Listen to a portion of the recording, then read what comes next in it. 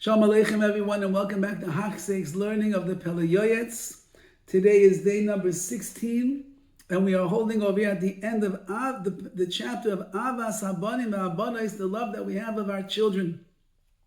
And he concludes with the following words: V'chol oram yaseh b'das. Any clever person has to do things wisely. Ve'einav techezena machshavas yiladav v'tach v'lo yisehem. Your eyes have to see clearly the thoughts of your yiladav, your children, v'tach v'lo yisehem, and their tricky ways. You do not allow your child to become some tricky person like Esau was your day outside. You know how to trick his father with his mouth. And keep them away from sheker, from falsehood. Because emes, truth, is the foundation of the building of a person. If we are going to see our children, Be'ez Hashem, grow to be tzaddikim, grow to be erlicha people, grow to be good people that are contributing members of society and being advantageous to Klal Yisrael, with midos, toivos, and yira shamayim, and Torah, and maisim toivim, so then we must help them build their foundations on emes, on the truth, because from emes titzmach, from the truth, that grows. Everything can be built. But if they're living a life where there's a lot of sheker, there's falsehood, there's deceit, they don't tell the truth, they will not be able to build themselves properly because the foundations themselves are very fragile and weak.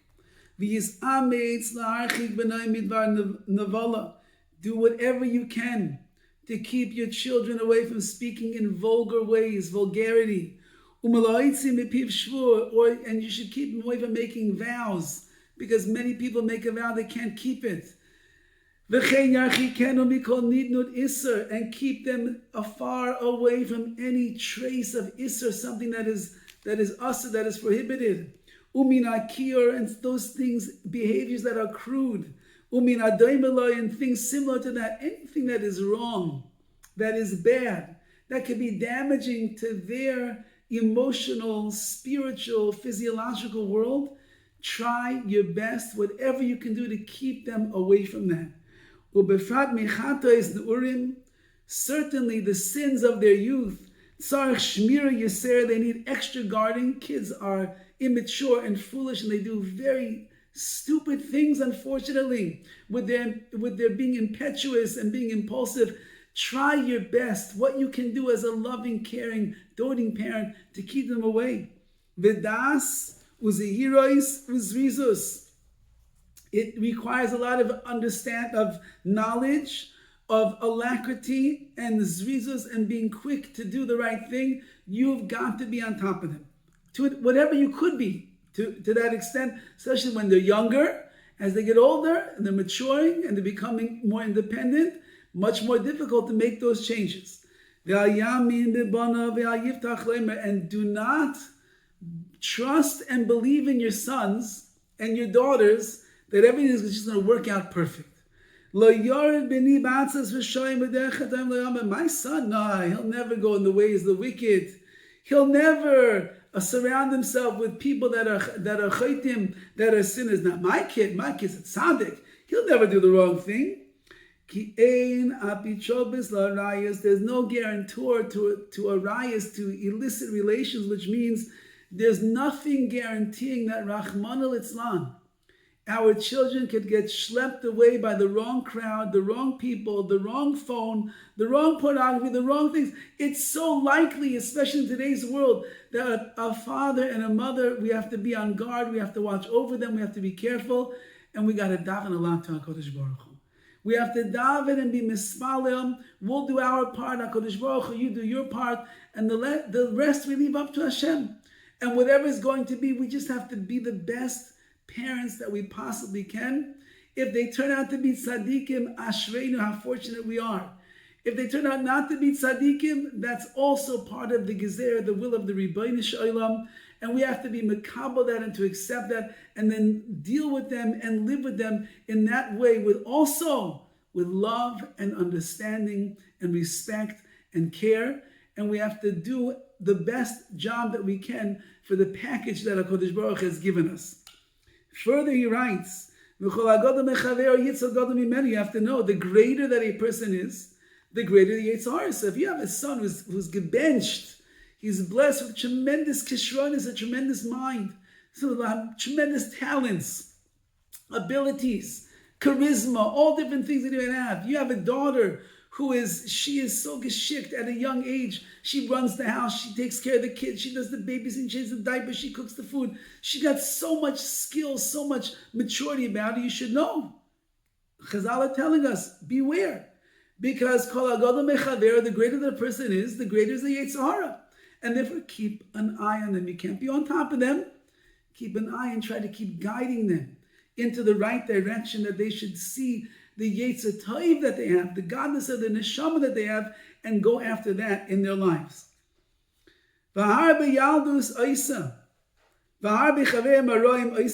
Many foolish things children do because of their immaturity, and many bad friends they could end up accepting into the life, unfortunately.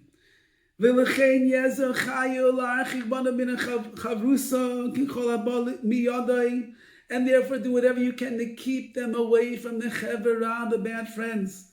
You should make every effort that you can to direct them in the good pathways. And the path of tzaddikim they will guard. Again, we do our best. Rabbi Shalom knows we do our best. There's so many books that are out there on parenting, on chinuch habanim. There are so many lectures on chinuch habanim. So many rabbanim have become the experts today in the world of chinuch habanim. And so we learn so much, and we try to understand our kids better, and we do. And at the end of the day, it doesn't always work out as planned, but that's also Hashem's plan. So do not get discouraged. If we're hearing these words of the PELE YOETZ and we're thinking, well, what about that one in my family? What about that one? And maybe it's too late. Just keep trying, davening, do our best, and in Yitzhak Hashem, we'll see nachas from our children. Says the PELE YOETZ further, Zeu ikar tsar gidol banim. This is the main tsar, the anguish, the pain of raising children. Ulafum tsara agra, according to the effort that you expend, there will be the reward. Yismach b'yoytzei chalotza b'olam. You'll rejoice with your offspring here in this world, v'sagel nafshel haba, and your nefesh will sing and rejoice in the world to come. Meaning, just let the kids, they have to develop and to grow. We have to be able to help them and prod them in the best direction that we possibly can. And it's not always easy. They don't always listen. They very often do not listen, and they don't always fulfill their potential, but we're also not fulfilling our potential. It's very important for a person to realize we have so many demands of our children, so many expectations of our children. They should be top of the class, and they should be a masmid, and they should have the best midos, and they should never do anything wrong, and we should never hear anything bad from the Rabbi. We expect. What about ourselves? Are we such tzaddikim? Are we so perfect every single day in our davening, in our learning, in our midos, in our chesed? Are we? No, we're not. And once a friend of mine once said to me, I don't know what to do with my son. He doesn't love learning. His son was about maybe 11, 12 years old at the time. I said, and you do? You love learning? Like every time you sit down, you say, oh, I love to learn. No. And the father started laughing. He says, you're right. And that's the answer over here.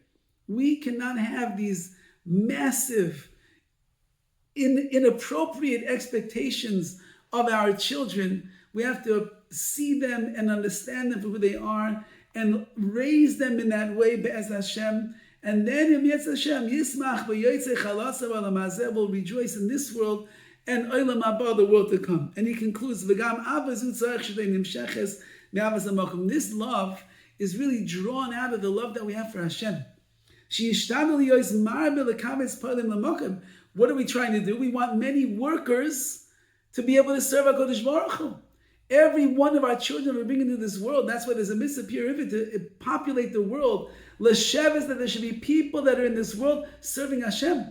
So every one of my children is another opportunity to offer someone to HaKadosh Baruch Hu that's going to serve him in the right way. That's the whole purpose. That's the value of a person in this world. And that's really the fruits of the labor of our children, that they should become servants of the Rebbeinu Shalom to do his will. But otherwise, if your son becomes or your daughter becomes not trustworthy, which means that they're simply not towing the line and not going in that way, he says these words, it would be better that they aren't here than their mitzius, than that their reality in this world should be so bad for what they're doing. Okay, again, different generations. We believe in the tshuva process. He also did, but we believe that it's struggles in the world today. We believe that kids are being confronted with things that they never were before. We believe that we just got to love them, like Rav Trank, whose YOETZ was not so long ago. Just love them. He didn't give discipline. He wasn't harsh. He loved his talmidim. He loved his sons. He loved his daughters. He loved them, and he gave them that sense of self-esteem, of greatness, of recognizing the goodness inside of them. So too by us. Therefore, that should be our whole goal in raising our children, to do the mitzvahs of Hashem, that our children should give nachas ruach, pleasure and delight, to our Creator. And that is our mission as parents. In a nutshell, in the 3 days that we were able to speak about chinuch habanim, we should be zeicher of siyata d'shemaya, to raise our children in ways that will be a nachas ruach, a pleasure, a delight, and a simcha to the Rebbeinu Shalom. All the best and hatzlacha in your world of chinuch habanim.